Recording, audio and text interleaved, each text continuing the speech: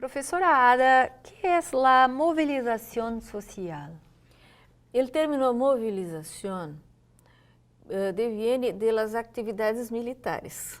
Hoy se ha apropiado de una manera civil, ¿no? Para la ciudadanía, sí. Pero deviene de actividades militares. Los militares se movilizaban para hacer campañas. Bueno, con el paso del tiempo se apropió para un esfuerzo colectivo de hacer cosas en conjunto.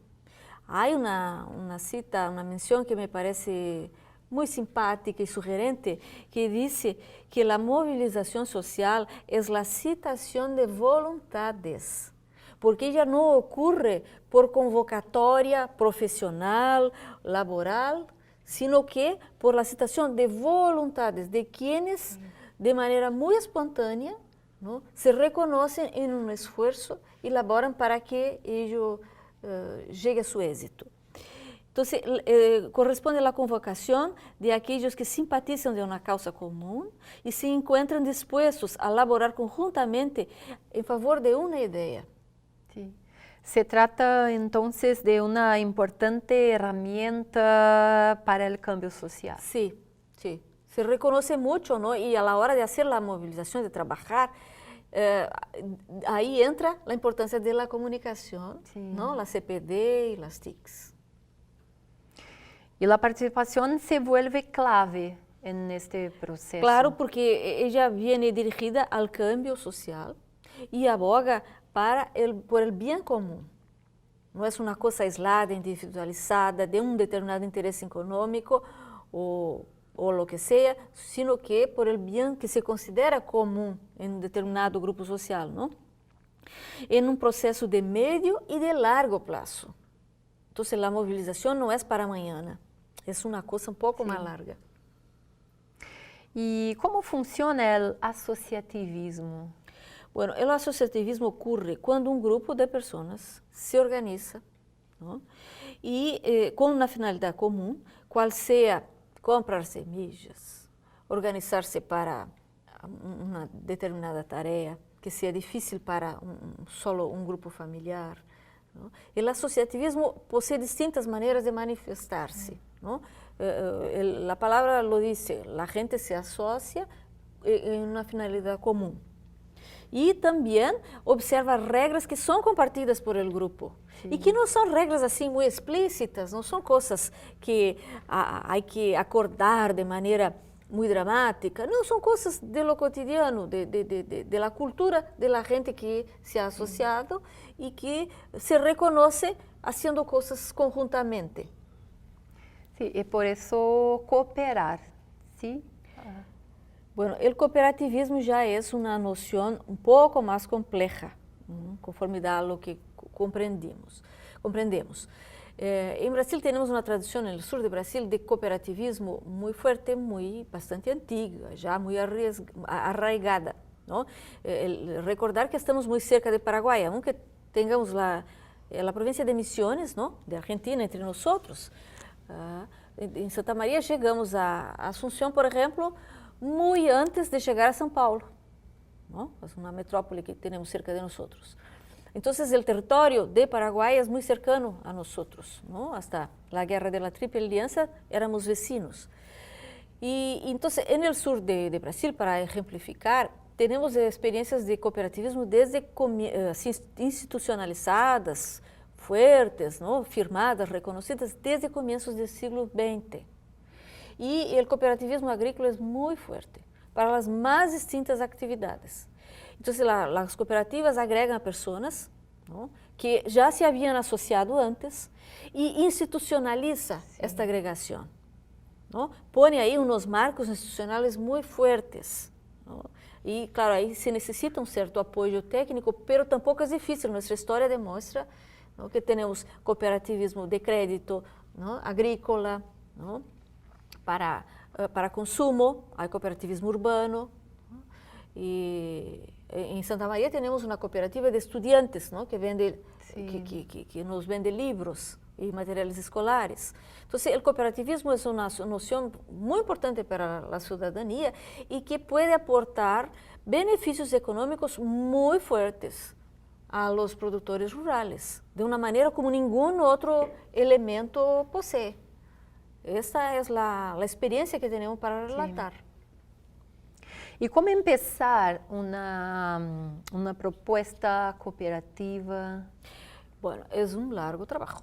Hay que tener fôlego, hay que pensar que no es para mañana. Empieza asociando a la gente, empieza con asociaciones que muchas veces ya son formales, ¿no? Y de ahí entra la planificación y también la busca por actores institucionales. Hay un sentimiento en las políticas públicas, en las intendencias, los agentes de Estado, de que el cooperativismo es un buen mecanismo para tratar con grupos sociales. Sí. Entonces hay una simpatía fuerte, es sacar provecho de esta comprensión. Sí, claro. ¿Y cuáles son las herramientas y técnicas para mejorar el trabajo colaborativo indicadas por la FAO? Bueno, la FAO presenta algunas técnicas y herramientas que se dedican a fortalecer grupos de trabajo y compartir conocimientos y aprendizaje, ¿no? Trabajo de un lado, conocimiento y aprendizaje de otro. Involucram distintas situações em conformidade às necessidades da gente involucrada. Então, há que saber sacar proveito deste momento. Sí. El análisis de las partes interesadas puede ser un buen punto de partida para desarrollar la actividad colaborativa. Claro, y ahí creemos que se puede combinar con un análisis de las redes sociales. Sí, claro. Cosa que a los jóvenes no es difícil, es muy inherente a la situación que un joven, porque un joven percibe si un determinado contenido, un tema, aparece mucho, aparece poco.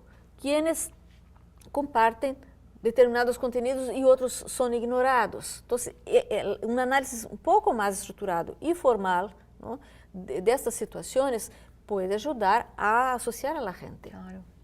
Hay también otras situaciones, por ejemplo, saber quiénes aparecen en las redes, de qué formas, si hablan, ¿no?, o si gesticulan, si postan cosas, ¿no?, de qué manera lo hacen, ¿no? Hacen de día, de noche, en situaciones individuales. Hay gente, por ejemplo, que le gusta poner selfies. Le gustan hacer selfies personales o selfies con un grupo. ¿Qué quiere decir las selfies? ¿Por qué selfies? ¿No? Y si a menudo aparecen o si son quitadas, ¿no?, de la circulación. ¿En qué circunstancias la gente se presenta en las redes sociales? ¿En qué circunstancias no suelen presentarse, aunque sean circunstancias importantes? Entonces, eso nos suministra indicaciones, ¿no?, de cómo la asociación, facilitar a la asociación de la gente. Sí, otra herramienta es la desarrollo grupal. El desarrollo grupal, ¿no?, también una denominación que puede ser nueva, ¿no? Se conoce desarrollo rural, ¿no?, desarrollo de distintas cosas, pero desarrollo de grupos, desarrollo grupal, sí existe y es importante, porque las personas es que son importantes. Entonces, el desarrollo grupal conlleva un sinnúmero de acciones que ya están consolidadas en las comunidades y que no se suele atentar. Sí. ¿No? Entonces, observar, registrar, considerar a cómo la gente ya se organiza tradicionalmente, nos va a poder construir un entendimiento de qué es desarrollo grupal. Porque un grupo, aunque parezca muy espontáneo, hay actitudes y hay situaciones allí que no se dan de manera tan gratuita como uno que está afuera o que no se percató de sus particularidades atenta. Sí, y reconocer a las comunidades de prácticas es importante. Claro, las comunidades de prácticas. Entonces, la gente que se organiza para la siembra. Sí. Es una comunidad de práctica, ¿no? ¿Cómo lo hace? ¿Cuál es la manera, los pasos, ¿no? ¿Quiénes empiezan? ¿Quiénes hacen? qué tipo de tarea, ¿no? Esas son las llamadas comunidades de prácticas. Y como hemos comentado antes, conocemos poco de las comunidades de prácticas del algodón, ¿no? El algodón es una cultura muy fundamental para la humanidad. ¿Cómo trabajan sus trabajadores? ¿Qué cosas hacen? ¿Cómo afronta el sol de 40 grados, la sed, el cansancio? ¿Cómo uno ayuda al otro? ¿Quién prepara la comida? ¿A qué hora se despiertan? Entonces, las comunidades de prácticas tienen una sabiduría, ¿no?, heredada y comunicada que conocemos poco. Y esto nos podrá ayudar al momento de agregar a la gente para el asociativismo. Sí. Los grupos de prácticas. Sí, ellos pueden existir, grupos de prácticas, ¿no? Entonces, tenemos comunidades de prácticas que son tradicionales, que son de la cultura popular, que están ahí. Podemos sacar gente de ahí y estructurar grupos de prácticas, ¿no? Grupos con jóvenes, con mujeres, grupos mixtos, ¿no?, con chicas, con chicos, en fin. Podemos organizar grupos que sean con finalidades más específicas, ¿no? Y ahí intentar hacer prácticas intensivas, ¿no?, para mejorar el producto, para tratar la planta de una manera con más calidad, con menos cantidad y con más calidad, ¿no?, que eso es muy importante a la hora de la comercialización, ¿no?, tener producto con alta calidad, con alto valor añadido, y eso va a traer mucha diferencia en los ganos económicos. Entonces, los grupos de prácticas sacados de las comunidades de práctica podrán traer así una fuerza, una respuesta económica considerable. Sí, y el mapeo mental. Sí. Bueno, el mapeo mental es una cosa que usamos mucho en la universidad. Cada vez se usa más. Y es muy sencilla. Se puede ser sofisticada, pero empieza de manera muy sencilla, ¿no? Y consiste en reconocer los contenidos de interés de la gente, sus gustos. Y ahí se agrega estos contenidos en un diseño específico. Entonces, se hace un mapeo de lo que piensa la gente, lo que quiere la gente. Se puede hacer mapeos de distintos temas. Entonces, es una herramienta que ayuda mucho también en el desarrollo del grupo. Sí. Estrategias en línea son importantes, ¿sí?, como veremos en el curso de producción de contenidos. Sí. También se puede agregar a todas estas iniciativas, ¿no?, un video, por ejemplo, que es una cosa muy rica, de relatos, ¿no?, con testigos de personas. Entonces, gente mayor, por ejemplo, que relata cómo empezó a trabajar, cómo hacía de joven, sus dificultades, una sequía muy fuerte que ha pasado, ¿no?, las dificultades, las pérdidas de personas en la familia, la pérdida de un padre, de una madre, su vivencia en una escuela, ¿no?, o la situación de no haber podido acudir a una escuela, ¿no? Entonces, estos relatos enriquecen mucho, dan mucha vida y una consistencia muy fuerte al tejido social.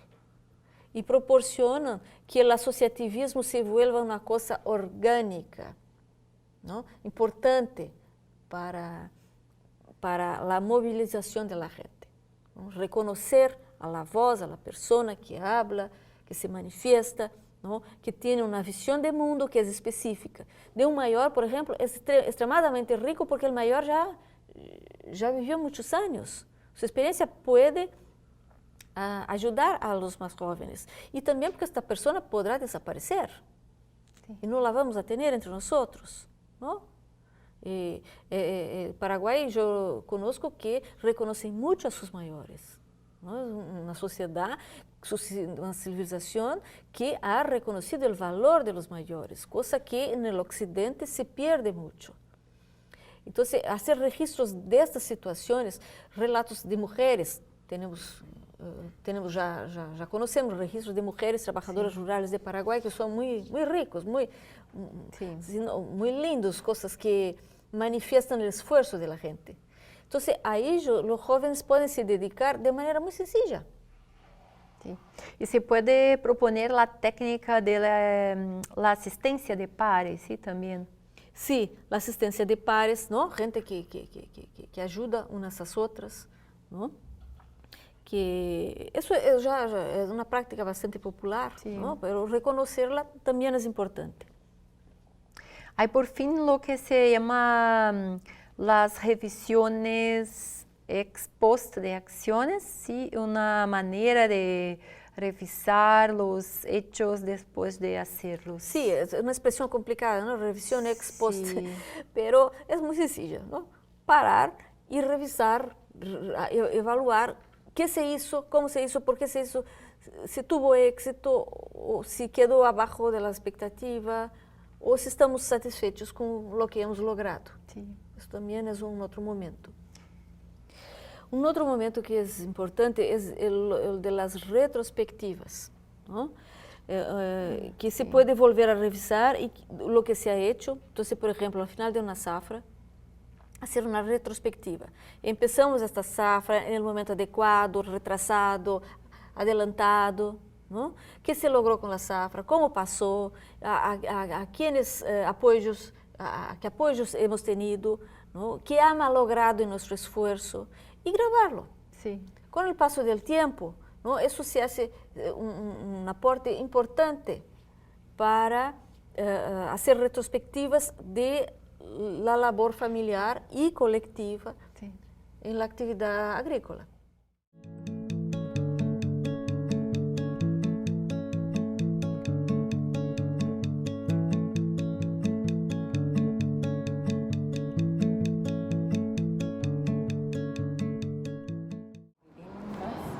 Ahora está. Ahí está. Hola, estamos entonces en la Universidad Nacional de Quilmes, en Bernal, Argentina, muy cerca de Buenos Aires, con la investigadora del CONICET, la profesora Alejandra de Arce, que es docente de la Universidad Nacional de Quilmes y en Argentina y actúa también en el Centro de Estudios de la Argentina Rural. Entonces le pregunto, ¿no?, a Alejandra, que ha trabajado con el tema de género y cuidado en las familias algodoneras chaqueñas en Argentina, ¿cómo hizo su análisis del periodo que va de los años 1930 a 1960? ¿No? Si puedes comentar tu abordaje en el tema. Muchas gracias por consultarme. Mi investigación es histórica en su raíz, entonces, bueno, en los años 30, en los años anteriores, ya el gobierno argentino había pensado la forma de darle relevancia al nordeste argentino como espacio productivo y como espacio de arraigo de familias productoras, y entonces el algodón se convirtió en una oportunidad para colonizar la zona, para repoblar este espacio que había sido originalmente el lugar de vida de comunidades originarias, y ahora, luego del primer periodo que fue más extractivista de quebracho, el algodón se convirtió, las plantas, ¿no?, implementar el cultivo del algodón en el norte se convierte en una posibilidad económica para muchas familias que ya estaban arraigadas y para muchas nuevas que van a migrar especialmente para motorizar este cultivo. Entonces, mi abordaje fue desde múltiples maneras, desde relevar las políticas estatales, de mirar qué había planteado el Ministerio de Agricultura de la Nación, que había contratado técnicos de Estados Unidos para ver qué variedades de algodón iban en esta zona y cuáles iban a tener mejor rendimiento, y eso, digamos, fue derivando en la generación de un tipo específico de semilla y de cultivo para la zona esta del Chaco. No solo hay algodón en Chaco en esta temporada, en esta época y hoy en día, sino que era justamente en el Chaco donde más algodón se logró implantar, ¿no? Y junto con ello una estructura bastante precaria de la propiedad de la tierra y colonias algodoneras, ¿no? En algún sentido, algunos productores más de origen inmigrante lograron acceder a la tierra y tuvieron mucho más éxito, y por otro lado, más hacia el oeste chaqueño, muchas familias de reciente arribo a la Argentina fueron destinadas a esta producción, como siempre se prefería, y la corporación que lideraba esto, la Cámara Argentina de Algodón y otros espacios, pensaban que la producción tenía que estar liderada por una familia, ¿no? La producción y los rendimientos dependían de la cantidad de integrantes de la familia. Entonces ahí todos los integrantes de la familia eran importantes en la gestión de este cultivo que lleva muchísimo trabajo. Entonces, bueno, uno va desde mirar la política pública a ver cómo también se hacía el cultivo del algodón, ¿no? Que es una planta muy bella y que cuesta muchísimo cultivar y cuidar, y también que era, digamos, amenazada por muchas plagas, o los granizos o las plagas animales. Entonces el control de toda esta situación era registrada por el Ministerio de Agricultura, que tenía ahí una sede, una agronomía regional ahí cerca en la Resistencia, para ir viendo los avances. Y también los agricultores medio que se hacían en la práctica, ¿no? De los conocimientos y de con qué había que fumigar con el verde de París, que era muy peligroso para la salud de ellos, para la salud de los niños, pero no era el único agrotóxico, diríamos hoy, que existía para combatir alguna de las plagas que tenía el algodón. Entonces, digamos, uno va viendo desde el ministerio, desde estas documentaciones, desde otras revistas técnicas, y también en última instancia yo trabajé realizando entrevistas con agricultoras y agricultores mayores que me contaron cómo era vivir en esas condiciones, en las condiciones tanto de salud como de el inmenso calor de los veranos del Chaco en cuanto se cultiva el algodón. Así que bueno, eso es más o menos desde qué mirada yo fui abordando el tema, y siempre pensando en la perspectiva de género, ¿no? Desde pensar qué lugar ocupaban las mujeres en esa producción y cómo podía, digamos, pensar a partir de esta perspectiva qué trabajos hacían, qué trabajos estaban obligadas a hacer, cómo contribuían a esta economía, y aún así no eran consideradas productoras. En Argentina, hasta los censos del 69, no el del 88, la categoría productora como posible no existía. Entonces, primero no eran titulares de las tierras, ni los maridos ni las mujeres. Hubo un gran el proceso de asentamiento de la población fue muy precario para el Chaco. Primero no era territorio nacional hasta el 51. Entonces, era una provincia en cuanto a derechos, digamos, también atrasada respecto del resto de las provincias, el resto de las producciones, y una producción que viene a complementar el resto del modelo agroexportador en Argentina en los años 30, durante la crisis, y que en los 60, al mecanizarse, va a generar también una gran crisis regional, en el sentido de que muchas familias no pueden afrontar los costos de la mecanización. Es una producción que se mantuvo sin mecanizarse hasta esos años 50, 60 y con una escala chica en las chacras. Entonces siempre la siembra, la cosecha y el cuidado, que era muy intensivo para las plantas, se hacía a mano, y la cosecha se contrataban cosecheros migrantes que podían venir de Santiago del Estero o de Corrientes, o muchas veces había familias que eran solo cosecheros de algodón, que es un trabajo muy duro, muy pesado, aunque todos pensamos que un kilo de algodón puede pesar menos que un kilo, o esa idea del producto es muy esforzado para la familia.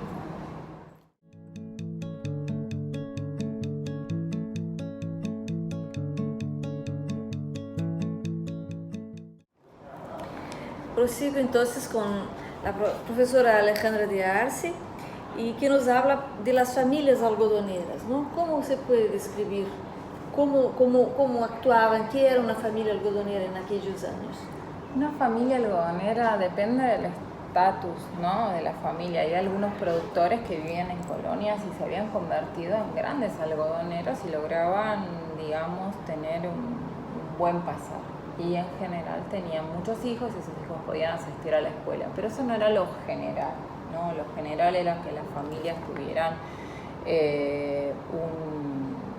un rancho, que lo habían construido, que fueran considerados por el Estado ocupantes de la tierra, que tuvieran muchos hijos y que en general, en la expectativa de la estructuración de género de las familias, ellos tuvieran varones mayores que pudieran ayudar al padre en la chacra y en la tarea de desmalezamiento y en la tarea de la siembra de algodón. Las líneas de algodón en las que se siembran medían alrededor de 100 metros y tienen que revisar las plantas y las malezas todo el tiempo en función de que las malezas no maten a la planta del algodón, que es muy delicada. Entonces, cuanto más niños o cuanto más mano de obra familiar hubiera, mayor era la posibilidad de que el cultivo fuera exitoso, ¿no? Siempre estos agricultores compraban sus insumos de antemano, entonces eso siempre los tenía endeudados.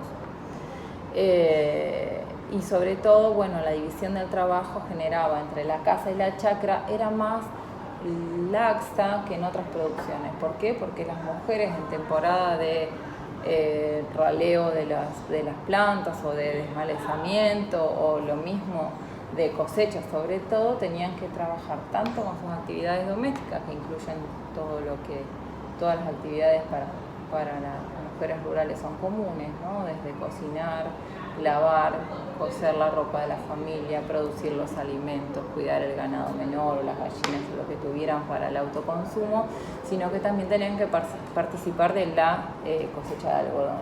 Y muchas veces con las criaturas pequeñas, cuando no tenían bebés, que por lo pronto tenían muchos, el promedio de niños en esos años era o la familia tendría 7, 8 integrantes, eran numerosas y extensas,